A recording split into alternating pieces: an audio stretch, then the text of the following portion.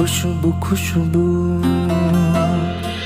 খুশবুর রুমে যে শাকিল ঢুকেছিল সেটা আবার খুশবু রিশাদের কাছে নালিশ করবে আগামী পর্বে। বিস্তারিত জানতে সম্পূর্ণ ভিডিওটি দেখতে থাকুন।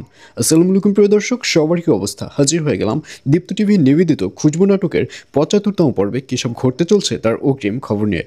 অলরাইট, এই পর্বে আপনারা দেখতে পারবেন শাকিলের শাশুড়িকে দেখা যাবে সে যখন শাকিলকে মারতে থাকবে সেই সুযোগে খুশবু সেই ছোট বাচ্চাটিকে নিয়ে দৌড়ে রিশাদের রুমে চলে যাবে এবং রিশাদ দেখে বুঝতে পারবে যে কোনো একটা ঝামেলা হয়েছে।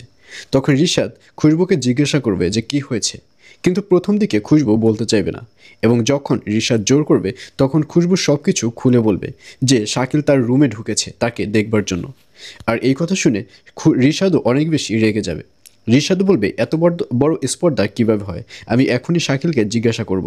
তখন খুশবু সব কিছু খুলে বলবে যে না, এই মুহূর্তে শাকিলকে জিজ্ঞাসা করাটা ঠিক হবে না, কারণ এখন যদি শাকিলকে জিজ্ঞাসা করা হয় তাহলে সবার সামনে শাকিল খুশবুকে দেখতে চাইবে, আর যখনই খুশবুকে দেখবে তখনই তো সব কিছু ফাঁস হয়ে যাবে।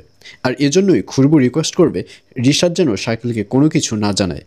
আর অন্যদিকে আমজাদকে দেখা যাবে সে আলমকে নিয়ে যে দোকান থেকে ওই জামা কাপড়গুলো কিনেছিল সেই দোকানে চলে যাবে এবং সেখানে গিয়ে যখন ওইগুলো চেঞ্জ করতে চাইবে ঠিক তখনই দোকানদাররা সব কিছু ফাঁস করে দিবে।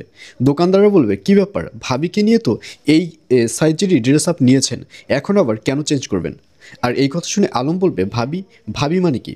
তখন সেই দোকানদাররা বলবে উনি তো একটু আগে ওনার ওয়াইফকে নিয়েই এই মার্কেটে এসেছে সব কিছু কেনাকাটা করবার জন্য, এখন বলছে যে এগুলো তার সাইজের নয়, এগুলো বড় সাইজের। ওনাকেই জিজ্ঞাসা করেন উনি ওনার ওয়াইফকে নিয়ে এসেছে কিনা।